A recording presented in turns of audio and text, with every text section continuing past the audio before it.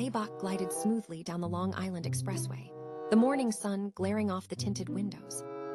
Inside the spacious backseat, the air was thick and suffocating. Low, smooth jazz played from the speakers, a stark contrast to the tension vibrating between the two passengers. Gregory sat on the right side, one ankle resting casually on his knee. He was dressed in a crisp white linen shirt, the top two buttons undone, reading the Wall Street Journal. He looked like a man, without a single care in the world. Andrea sat as far away from him as the leather seat allowed. Her knees were pressed together, a tablet resting on her lap. She was aggressively scrolling through the morning's fabric supply chain reports, tracking the secret shipments for Dreamscape Atelier. Her neck muscles were so tight they burned. Gregory lowered the newspaper. His dark eyes slid over to her, taking in her rigid posture, the severe bun at the nape of her neck, and the sharp line of her jaw. "You look like a soldier bracing for an ambush," Gregory drawled, his voice cutting through the jazz music. Andrea didn't look up from her screen. "If you could manage to show a shred of basic humanity, Gregory, I wouldn't have almost died in that house." Gregory let out a low, raspy laugh. He wasn't insulted. He actually sounded amused. "You survived, didn't you?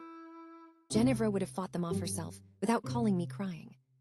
He folded the newspaper and tossed it aside, leaning his weight toward her. The scent of his cedarwood cologne invaded her space, making her breath catch in her throat. Just as he shifted closer, Andrea's phone buzzed loudly against the leather armrest. The screen lit up. A text message from Tessa Bloom. "That new silk supplier is waiting for you at the club." His terms are definitely harder than Gregory's conscience. Andrea's blood ran cold. Her stomach dropped. Before she could snatch the phone, Gregory's eyes darted to the glowing screen. He read the words. The silence in the car suddenly became heavy, dangerous. A slow, wicked smirk spread across Gregory's lips. He reached out, his large hand moving toward the phone. His knuckles deliberately brushed against the sensitive skin of Andrea's hand. A jolt of electricity shot up her arm.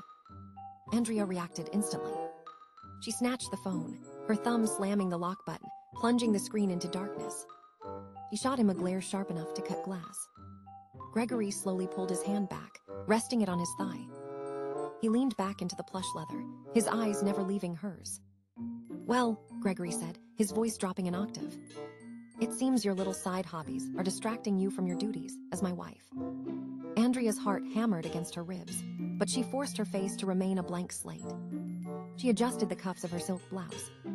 "Don't forget our arrangement, Gregory. My personal time is my own." Gregory's eyes darkened. The amusement vanished instantly. He lunged forward, moving faster than she could anticipate. His hand shot out, his long fingers wrapping around her jaw. His grip was firm, unyielding, forcing her to look directly into his eyes. "Listen to me," Gregory whispered, his face so close she could feel the heat radiating off his skin.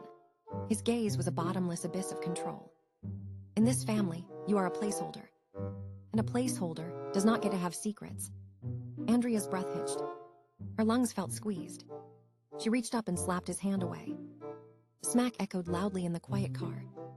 She straightened her collar, her fingers trembling slightly, though she prayed he didn't notice. "Keep your hands to yourself."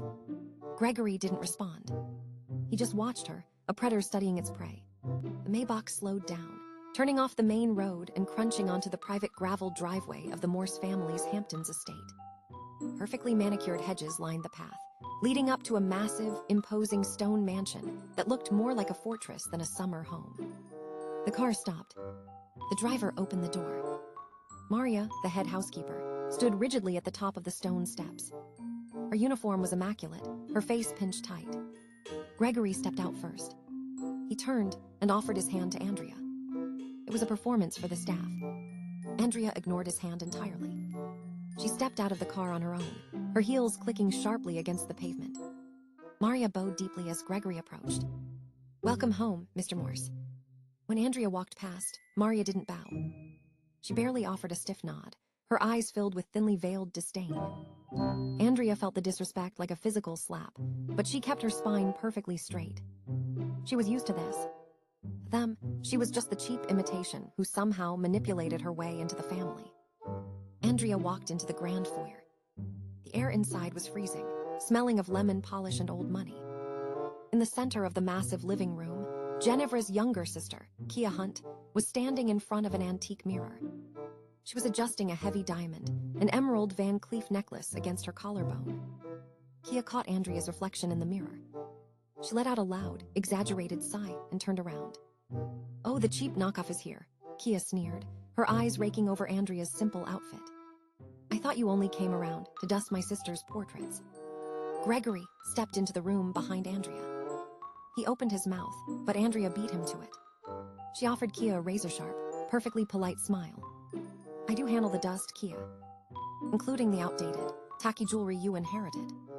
Kia's face flushed a violent red. Her hand flew to her necklace. "Excuse me, you little..." A low, dark chuckle interrupted her. Gregory walked up beside Andrea. Her absolute shock, he didn't even look at her. He stepped past her, his shoulder brushing hers coldly. "Don't provoke her, Andrea," Gregory said. His voice was casual, but the underlying threat was unmistakable. "Kia's a guest. You are just here because I allow it. Remember your manners." Kia smirked triumphantly, shooting Andrea a look of pure venom, and walked up the grand staircase like she owned the place.